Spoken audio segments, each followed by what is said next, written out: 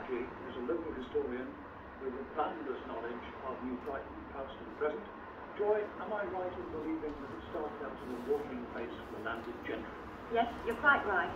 It was started by James Atherton in about 1832.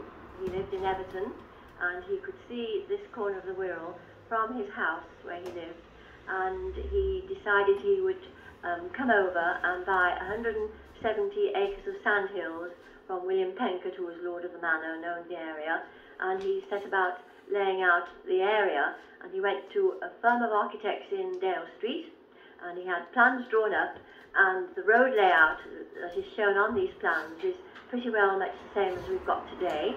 And he also produced a prospectus, and in the prospectus he said he was going to set out this fashionable watering spa, and he was going to provide a pier, and he was going to provide a church, assembly rooms, a hotel, and he was offering sites for villas, and he also said that the whole of the development was going to cost about £12,000, so he was offering shares of £100 each. And he went on to extol the virtues of the place, that we have fantastic river views, views across the river, and views across the Rock Channel where the main shipping was coming in those days. And we had a good beach with clean, hard sand, free of mud, gravel and pebbles. And we had pure air, and the whole area was laid out with detached villas. They went all the way up Rowson Street and in the area beyond Victoria Road. And we do have some of the villas existing to this day from the original plan. And these are the ones along the seafront, facing onto King's Parade. And we did have one or two, though they've been demolished, up in Montpelier Crescent. We've only got 3 left in Montpelier Crescent. But the idea was that they were going to go all the way up the hill from the promenade right up to Montpelier Crescent itself. But that really never happened. It never got off the ground. And I really think it was because, in one way, James Atherton died in 1838, so he never really lived to see the completion of any of his plans. So the villas were very important to the New Brighton plan.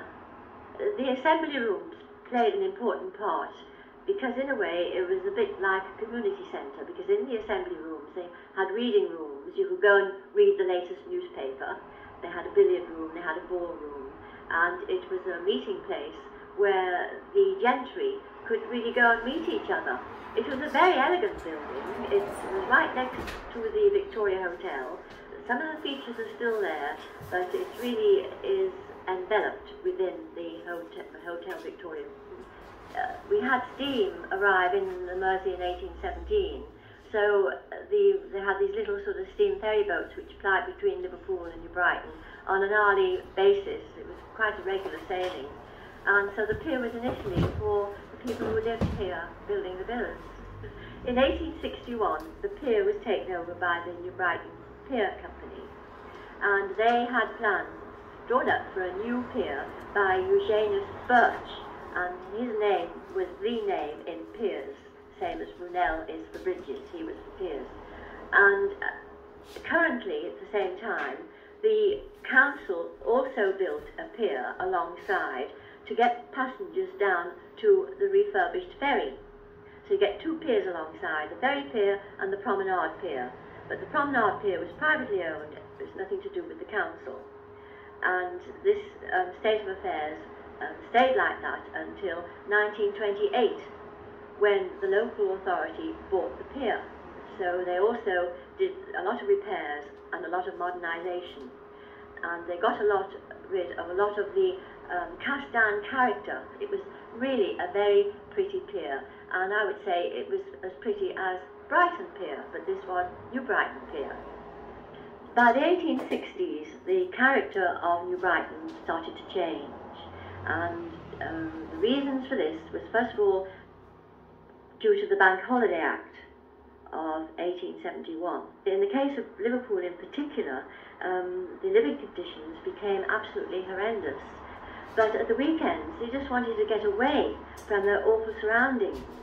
And of course, not working on a Sunday, being the day of rest, they would take the ferry, and the easiest and most exciting place was to come to New Brighton. And this is how you started the day trippers coming. And when this happened, the nobility and the gentry in New Brighton packed their bags and went to North Wales. And they came in their crowds came. And the big thing, when you look at old photographs of New Brighton, is the astounding fact that they were all in their Sunday best. And they were all wore hats. And you got straw hats, you got bonnets, you got flat caps, you got hats with feathers and hats with fruit. And they had come for the day out and they were determined to enjoy themselves. Everything happened on the shore. There were hawkers, minstrels, concertina players, hymn singers, welcome mussel stalls, photographers, rowing boats, roundabouts, paddling and swimming. And we mustn't forget swimming, because with swimming you associate bathing machines. And the local authority introduced bathing bylaws, and from Seacombe round to the bottom of Waterloo Road, they divided up the shore for men, women, men, women, men, women, because they were really peeved about anybody prying or peeping. And they introduced fines, and if people got too near where the ladies were in the bathing machines stepping out into the water, they fined them, and likewise if any boats came too near, they fined them again. What's the story of the tower? Yes, the tower came and went. The tower was, the tower and the grounds, because the grounds were important, was built by a syndicate of businessmen. So they built the big brick building, which formed the base for the tower, which was built actually by the same engineers who built Blackpool Tower, Maxwell and Tuke, which is significant really, because when it was pulled down, a lot of people said that it was dangerous and unsafe, but you can't imagine a firm who built Blackpool Tower doing a rotten job at New Brighton, because we've still got Blackpool Tower. So when was it taken down? It was taken down, the tower, the steel tower was taken down between 1919 and 1921, after the First World War. And don't believe what people tell you when they said it was taken down because it was unsafe. That wasn't true, because it was taken down by the mortgagees of the time to be able to realise assets. And they took it down to be able to sell the steelwork, not for guns and bullets, which they had needed in the First World War, but to build ships, because we'd lost a lot of shipping in the war itself.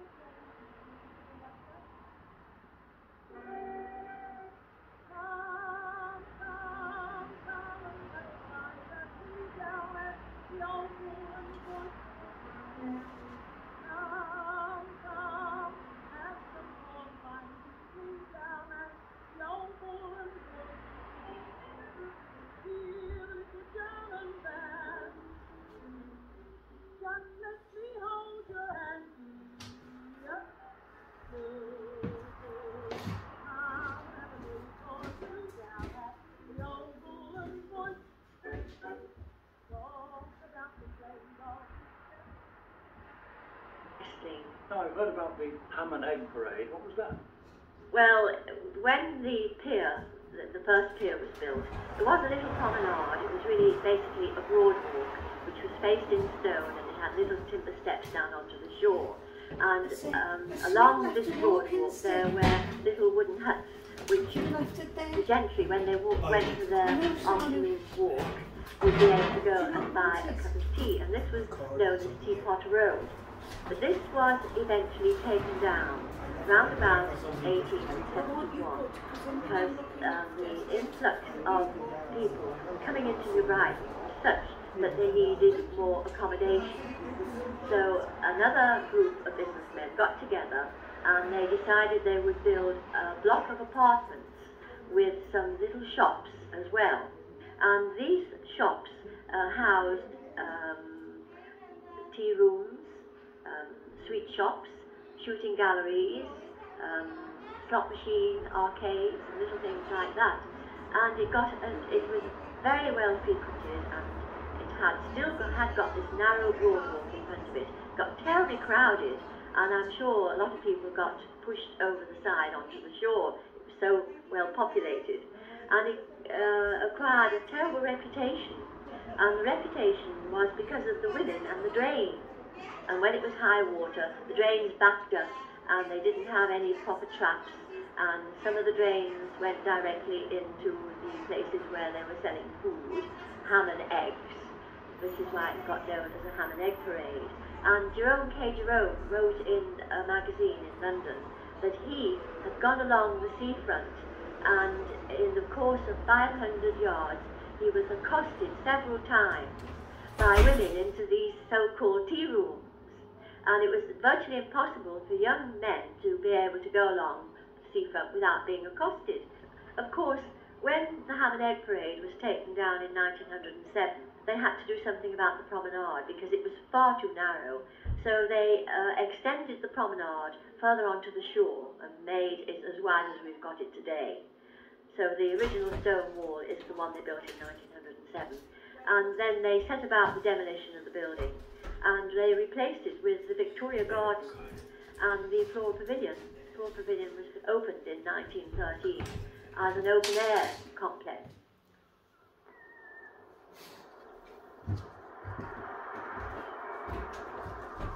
Hello. Are you open or you just know you're not open? All right.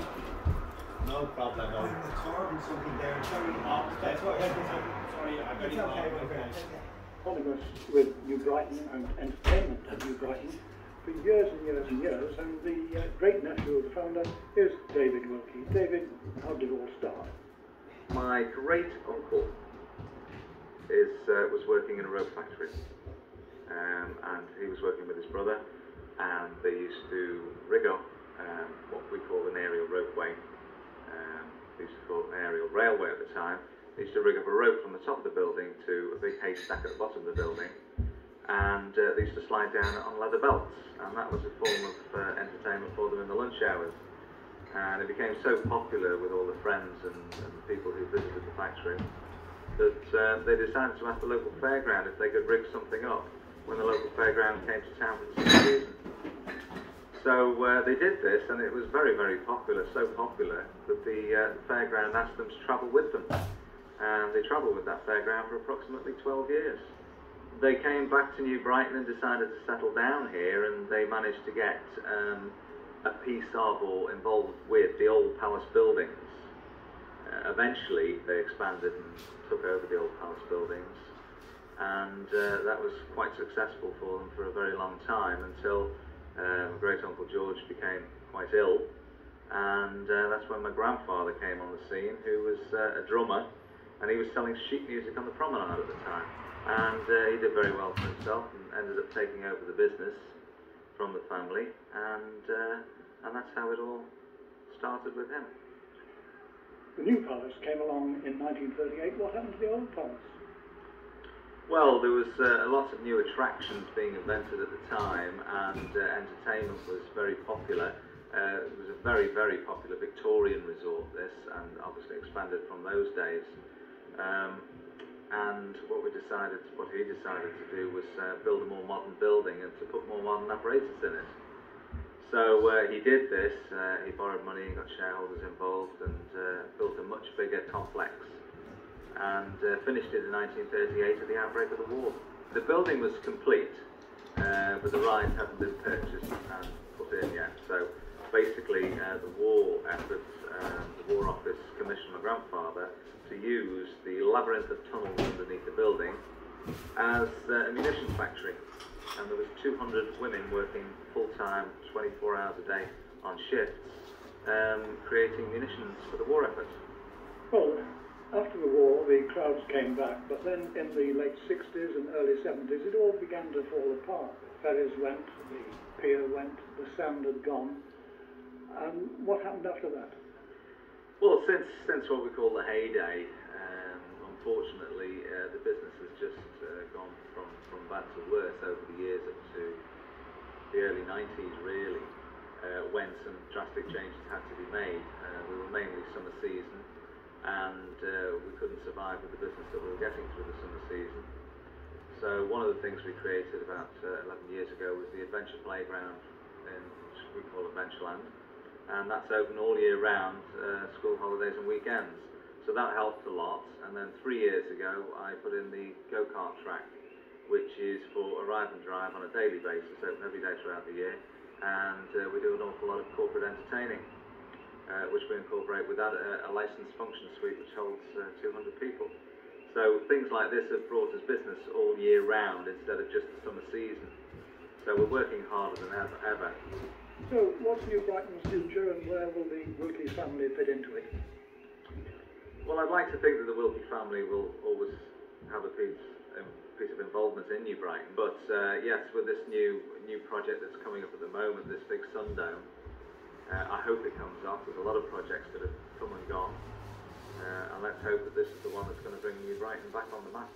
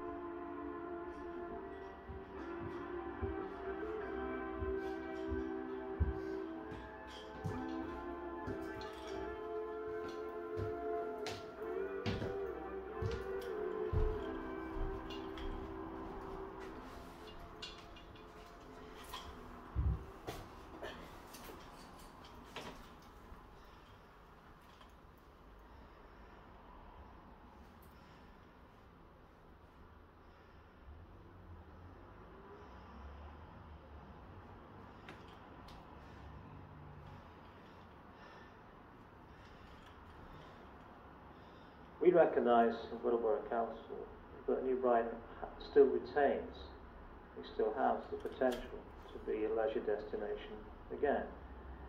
And therefore, we have listened to what the private sector is saying about the type of development that they think may be possible. And what they're saying very strongly is clearly it has to be driven by market factors. It has to be commercially viable. And we await with great interest the outcome to their debate on that particular matter. Grant regimes exist within the public sector to encourage this process, the process of investment, in this instance in New Brighton. And for example, European funding through the Objective 1 programme could be targeted for this type of investment, and there are other possibilities as well. In 1999, to encourage people to come and sample New Brighton again, and to see how things were beginning to improve, the New Wallasey Initiative instigated a series of events and programmes to attract people here and come and see for themselves. We believe that's been very successful, as this piece of film will show.